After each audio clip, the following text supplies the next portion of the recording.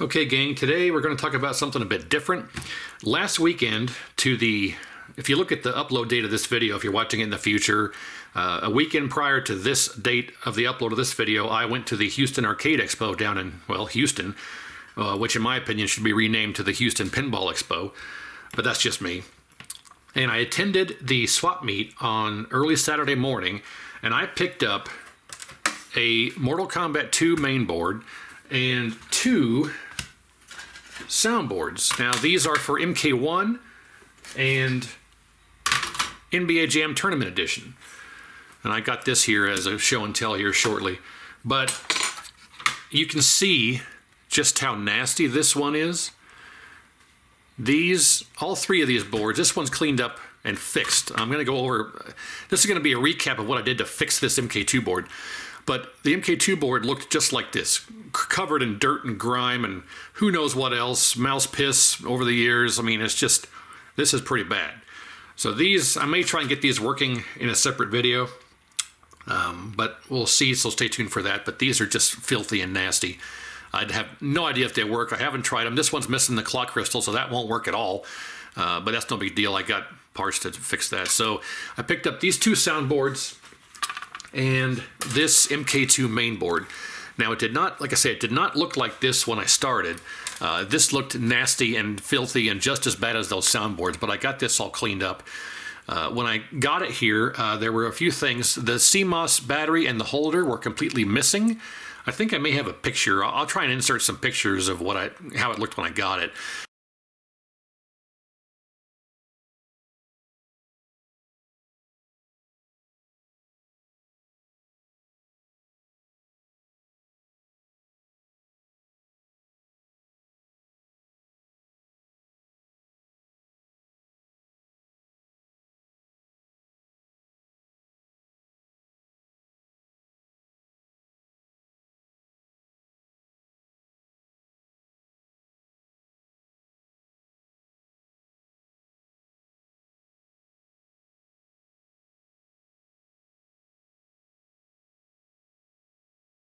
But this CMOS battery and this holder were gone.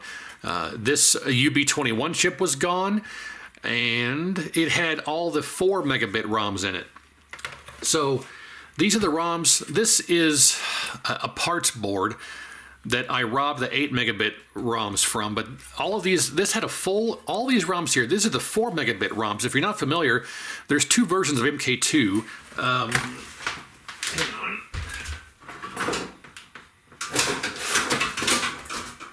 So MK2, when it first came out, they did not have, I don't know if it was a supply problem or they didn't have the technology was ready yet, but they had 4 megabit ROMs, and you required the use of a memory expansion board.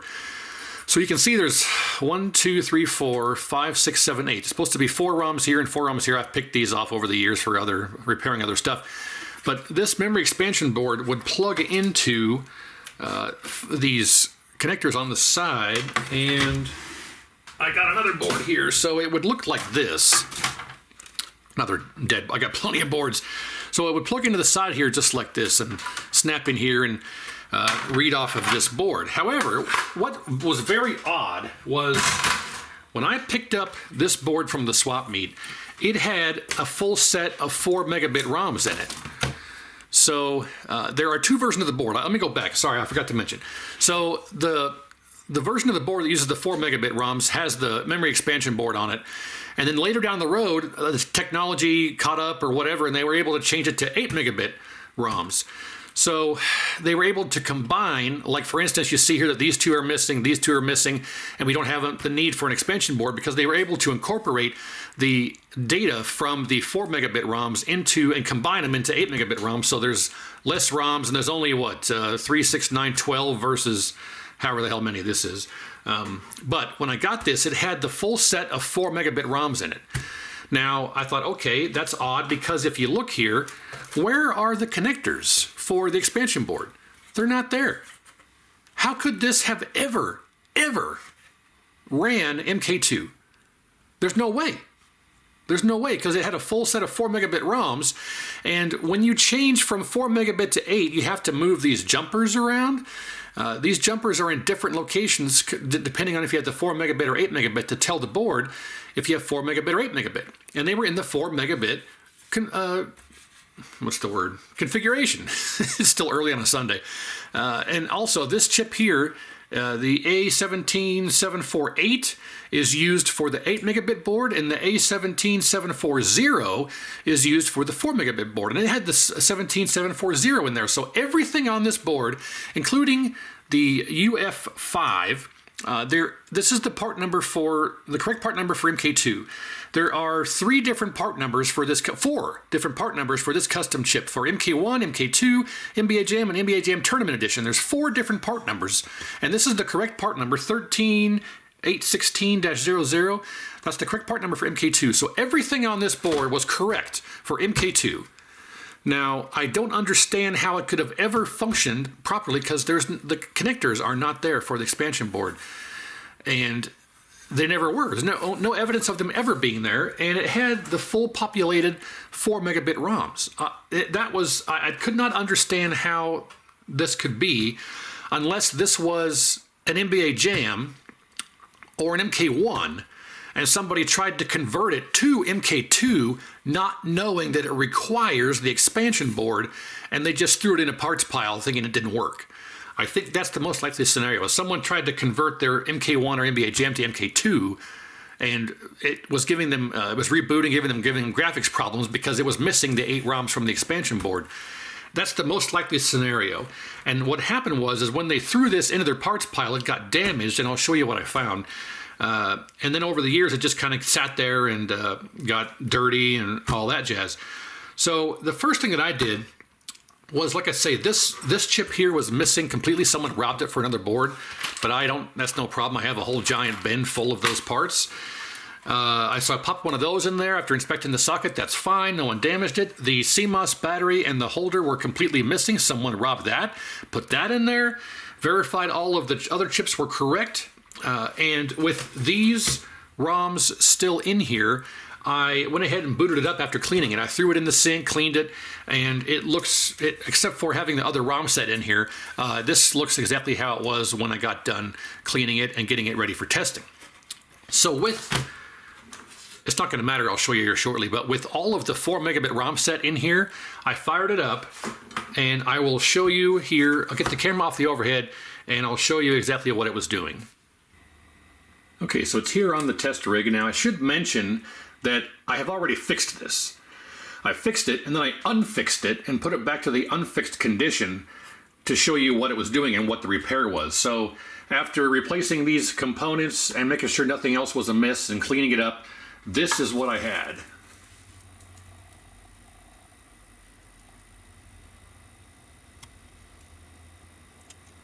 Now, I should not get CMOS okay. Step number 1 here is that with no battery installed at all and a brand new power up with a battery in there, I should get CMOS settings restored, or unable to restore factory settings, CMOS restored, or something like that.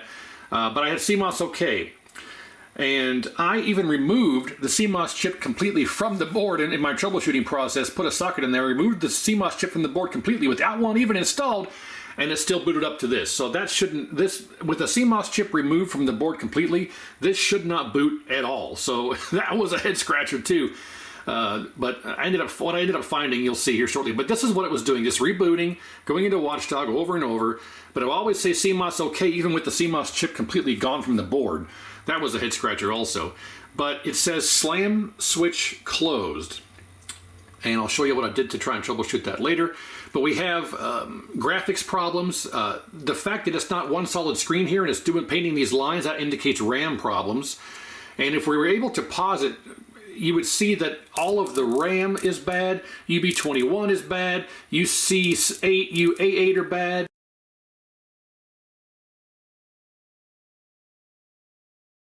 Oh, see, now it's changed. See, now it's gone from a white screen to a blue screen. But it still does the same painting. Now, if we look here real closely, you won't be able to tell. Maybe I can pause the video and take a screen capture, but it's painting UB21, which is this chip here. It's painting all 8 of the RAM chips bad, which are these guys right here, and it's painting UC8 U8 and UA8 as bad, which are these two guys right here. And I thought, I did get in a situation with pushing on various things to where it was only calling out this as being bad, so I changed that out, but that didn't fix anything. So this is what it's just constantly doing, and it always says slam switch closed, no matter what you do. So that's what it's doing, and let's get back on the overhead and I'll go over some things here. Okay, so it never even got past the RAM check, because it won't actually start checking the ROMs until it gets past the RAM check. So this thing was squawking, the slam switch was stuck closed. It was also squawking both UC8 and UA8, all 8 of the RAM, and UB21 here as all being bad. Now that's not really possible. So I started looking around the board and verifying that there were no socket feet that were bent over touching each other. There were a couple that were close, but you got to really go over this with a fine-tooth comb and look for any and all socket feet and component legs that might be bent over and touching each other. Some of them are very close, and I didn't find any of them that were actually touching. There were a couple that were very close, but on all the ROMs, on all the socketed ICs, well, there really aren't that many socketed ICs. There's a bunch now because I did some troubleshooting, but there weren't any legs physically touching each other, which is a very common problem. So that's always really step one, to verify none of that is happening. I didn't expect this to work at all, but surprisingly, I did clean up the edge connector. It was oxidized and corroded a bit, so after doing that, I forgot to mention that. So it did boot and operate, but you saw what it was doing. So I went through and checked there were no pins touching each other. So that's when I went through and started looking over with a fine-tooth comb for any damaged traces. Now, there were a couple spots here, here, and here that looked like there was a scratch across them, but using the fiberglass pin to expose the trace, I haven't touched them up yet or put lacquer on there yet. They're still exposed, so I'll get that done later off camera, not a big deal. But there were a couple spots that looked suspicious. Scraped it away, the traces were all still fine. There was a spot right here, same thing. And another spot over here. So I went through and looked over the board with a fine-tooth comb, and I couldn't find any physical damage that could account for this. So I started getting out the logic probe and testing data lines and address lines, and I started with the slam switch stuck closed all the time. And when they call it the tilt switch in the menu, but it comes through on the pin 15 of the solder side and runs through UE3. So I took UE3 out of the board to see if that would go away, if there was something wrong with the chip, and that did nothing. It still had the slam switch stuck closed. So I put the chip back in a socket. So I thought, okay, maybe there's something going on with the CMOS system that's causing this problem. So the CMOS chip, or the CMOS battery, runs through UH6 and UH7, UH8, UG7. Well, I should say the CMOS chip runs through, I believe, these two here, UH6 and UH7, and then some of the auxiliary inputs that are tied in with this slam switch stuck are UG7 and UH8. So I wasn't getting any data through these chips for the slam switch. So I thought, that's odd. So I was probing these around, and I had no data here, no data here, no data at all from the CMOS battery or that slam switch through these chips. So that's very odd. So I went ahead and just replaced them. I didn't replace them. I took them out, put sockets in, put replacement chips in, didn't fix anything, so I put the original ones back in, if that's easy to understand. So after that, I went ahead and replaced the CMOS chip because, like I said, with this removed completely, every time you boot the game, let's say the CMOS battery is dead, every time you boot the game, you'll get the fault that says CMOS invalid, unable to restore factory settings, or whatever it is, because the CMOS battery is dead. So I wasn't getting that. With the CMOS battery completely out, I was still getting CMOS okay every time I booted the board. Now that should not be. So I knew that there was something wrong with the CMOS circuit. So I went ahead and replaced the CMOS chip also, put it in the socket. It made no difference. So I started going over some of the inputs that run through everything else and ended up swapping out and putting sockets in some other chips over here. So far, 1, 2, 3, 4, 5, 6, 7, 8, 9, 10. I ended up socketing 10 chips and trying to discover this problem. And after all that wasted time and effort, it turned out to be one issue. There was one more damaged trace that in all my looking over the board I had missed. So right here, like I say, I already fixed this and then I unfixed it. But right here there was a tiny little scratch in the board right there. The reason I missed it was it did not appear to go through the trace, through the silkscreen, through the solder mask, I should say. It did not appear to go through the solder mask. So I overlooked it and thinking, okay, it's not through the trace. The trace visibly looks okay. It did not look like it had been scratched through like these did. So I kind of paid no attention to it. However, in actuality, yes, this was the problem. If we grab our meter here,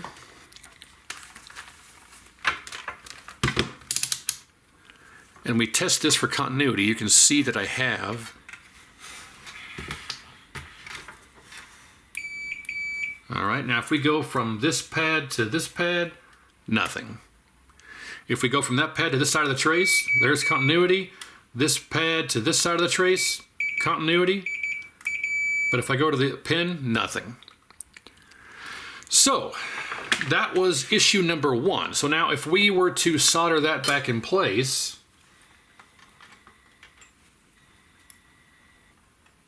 if I can here.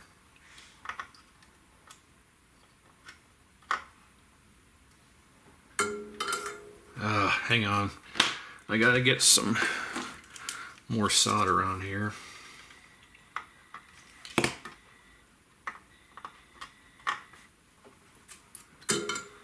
There we go. Now I'm going to plug it in after fixing and finding that scratched and damaged trace. I'll just go ahead and tell you, this one open trace caused all the problems. The CMOS problems, the slam switch stuck closed, all the RAM being reported bad, everything that was wrong with this board was because of one single trace. So let me get this back on the overhead. I'll plug it in with that trace repaired and you'll see what it's doing. Here we go. Okay, so with that trace repaired, check it out. I think I spent like 8 hours trying to fix this and it was just that one darn trace. Look at that. Hallelujah. Or not.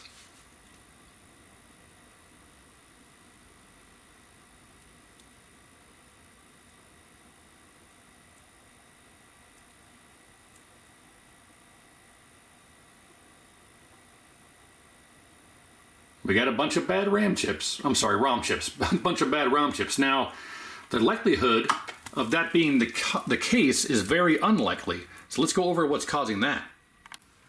Okay, so what could possibly be causing those 4 ROMs to be bad? Well, it turns out that there are 2 LS logic chips that interface between the ROMs and UE13. So UE13 is the processor that handles the data that comes from the RAM, it comes from the ROMs and all that stuff. So there are 2 LS logic chips that handle the data for this row of ROMs to interpret to the UE13, and there's an LS logic chip that handles the data from this row of ROMs to UE13, and it's these 2 right here. So I took them out, put them in a socket, and tested it again, and it still had those same 4 red ROMs. I believe it was these 2 and 2 on the expansion board, but like I say, on the 4 megabit version, they incorporate all this data into the 8 megabit ROMs from the 4. Now this started life, well not started life, this came to me, it started life in my hands with all the 4 megabit ROMs in here like I mentioned before, and I wasn't going to try to rob the expansion board slots from another donor board and put them in here. That would have been such a nightmare and a headache to try and get all that done. And I wasn't going to permanently mount this in there. So this board here had all the 8 megabit ROMs on it. It had the 8 megabit ROM set. It had the 8 megabit chip that told the board it had 8 megabit ROMs versus 4 megabit ROMs. And like I say, it's A17480 is for the 4 meg and A17448 is for the 8 meg. Yeah, so I swapped everything over to this board, and after fixing that broken trace and doing all that, I was left with those 4 ROMs reading red. Now, why would that be? Well, it's because these 2 logic chips here interface the ROMs with UE13. So I pulled them out and put them in a socket, and it turned it back on and didn't fix anything. So I replaced this chip here. This is, UH13 and UJ13. This chip here handles this row, and this chip handles this row. So we had these two ROMs here are bad. So I replaced that chip. I pulled one out of this board. They're the same chip. And I put the chip in here.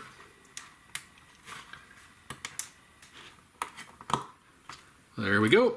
That's in there. Now, with that replacement chip in there, everything is green and happy and works perfectly. So I'll fire this up and show you one last time, but to review, we had a completely dirty and filthy board. We had a missing UF21. We had a missing CMOS battery holder and battery.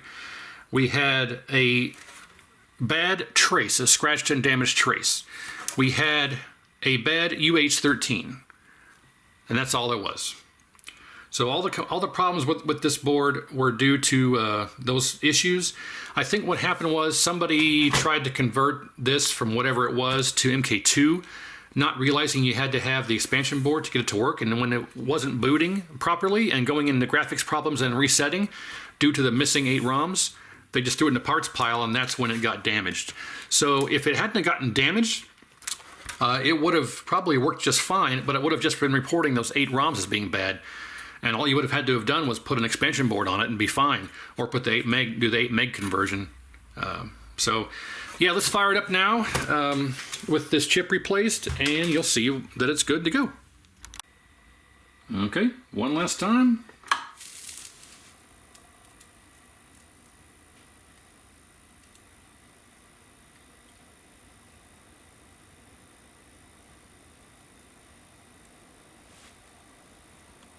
Magic. There you go.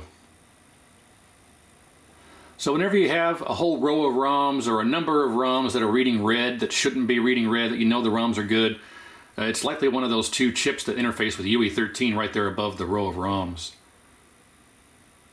Boom. Now see, this is what you get.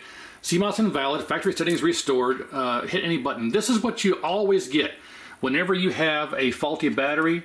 And with the battery completely removed from the board, on the first power up, it would say CMOS OK. So I knew there was something wrong, heinously wrong, because you shouldn't get CMOS OK with no battery installed. That doesn't make any sense. But if we acknowledge this here, you can see that, yep, good to go. So really the only thing that was wrong with this was missing, UB21 was missing, the missing battery holder, a faulty UH13, and an open trace.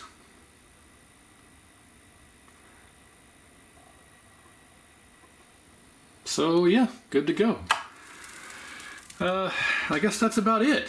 You know, I filmed many hours of this. I filmed like, I worked on this for like 8 hours over 2 days before I finally found that bad trace.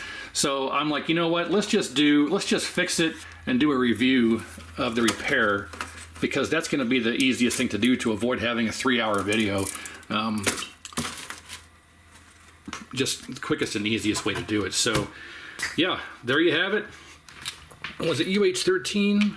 Yes, UH13. So yeah, I had to convert it to 8 meg, of course. I had to convert to 8 meg. They had the missing chip, the missing battery holder, the broken trace, and the bad UH13. So not too difficult. I've had some of these where I just worked on them for hours and hours and hours and hours and just ended up throwing them in the parts pile because I couldn't figure it out. So I put all these chips in sockets and took them all out and did all that work for nothing until I found that broken trace. But that's how it goes. So, all right, thanks for watching. Hopefully it was informative. Hopefully you learned something. Like, share, and subscribe. I appreciate it, and we'll see you next time.